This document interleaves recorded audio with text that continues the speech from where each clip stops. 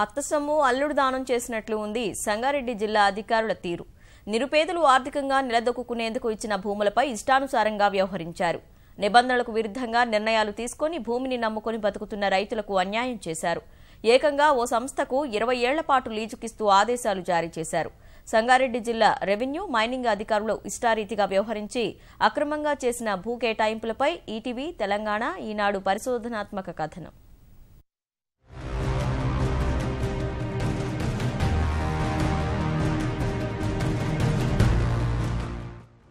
సంగారెడ్డి జిల్లా మునిపల్లి మండలం బుధేరా గ్రామంలో 166 ఎకరాల్లో ప్రభుత్వ భూములు ఉన్నాయి. వీటిని గత కొన్నేళ్లుగా నిరుపేదలకు పంపిణీ చేస్తూ వచ్చారు. 2005లోనూ అప్పటి ప్రధాని మన్మోహన్ సింగ్ చేతుల మీదుగా కొందరికి పట్టాలు అందించారు. ఆ మేరకు పట్టాదారు పాసు పుస్తకాలు ఇచ్చారు. కానీ హద్దులు చూపకపోవడంతో ఎవరికి అనుకూలంగా ఉన్న చోట వారు సాగు చేస్తూ వస్తున్నారు. పట్టాలు ఇచ్చిన వాటిలో కొండలు గుట్టలు ఉన్నాయి.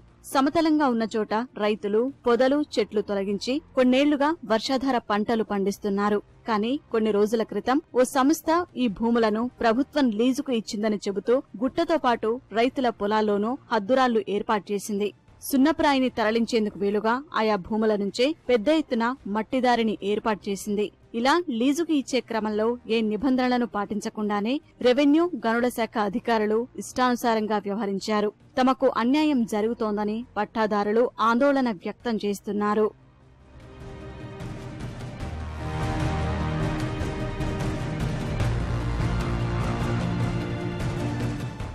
మేము అప్పర్సన్ భూమి మీద బతుకుతాం సార్. ఇక ఇప్పుడు గవర్నమెంట్ వాళ్ళు మా భూమిలోకేం రోడ్ వేసారు సార్. అప్పర్సన్ మేకలు మేపుకుంటే ఈ భూమి మీద బతుకుతున్నాం. ఇక గవర్నమెంట్ వాళ్ళు ఏమి నోటిఫికేషన్ ఏమి వేయలేదు సార్ రోడ్ వేసేసి మా భూమి కంపెనీ వాళ్ళకి ఇచ్చేసారు. వాళ్ళు ఏం రాలేదు.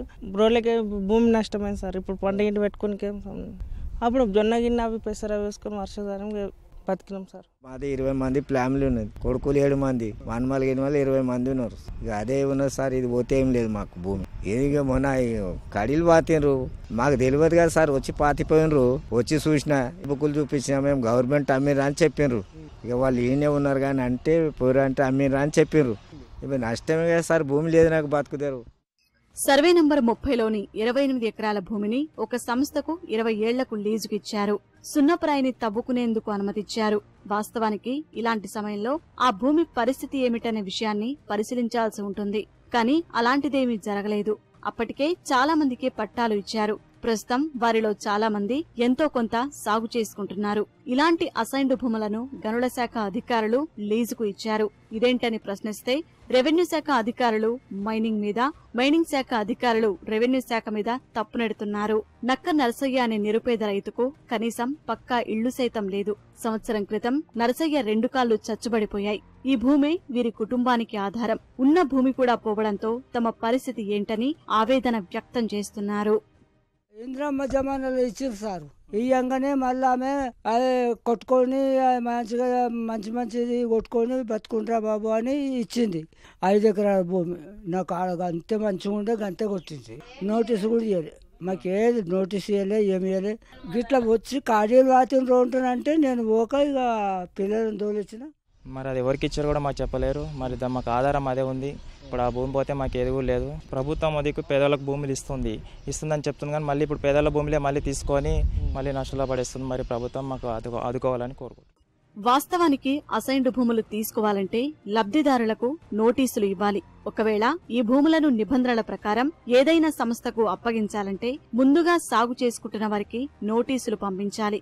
ఎందుకు భూములు తీసుకుంటున్నారనే విషయాన్ని అందులో పొందుపరచాలి. అలాంటి ప్రక్రియ ఏదీ సాగలేదు. మైనింగ్ ప్రారంభించాలంటే గ్రామసభ తీర్మానం చేయాలి. గ్రామసభ సైతం నిర్వహించలేదు. ఏదీ లేకుండా గుట్టుచప్పుడు కాకుండా తవ్వకం ప్రారంభించారు.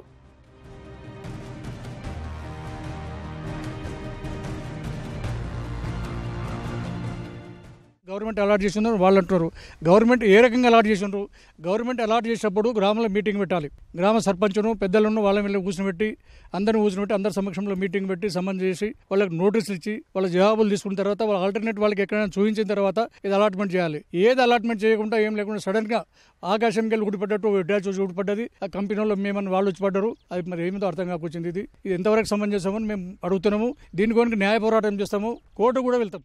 ప్రభుత్వం ఈ వ్యవహారంపై దృష్టి సారించి నిబంధనలకు విరుద్ధంగా సాగిన కేటాయింపులను రద్దు చేసి న్యాయం చేయాలని బాధితులు కోరుతున్నారు.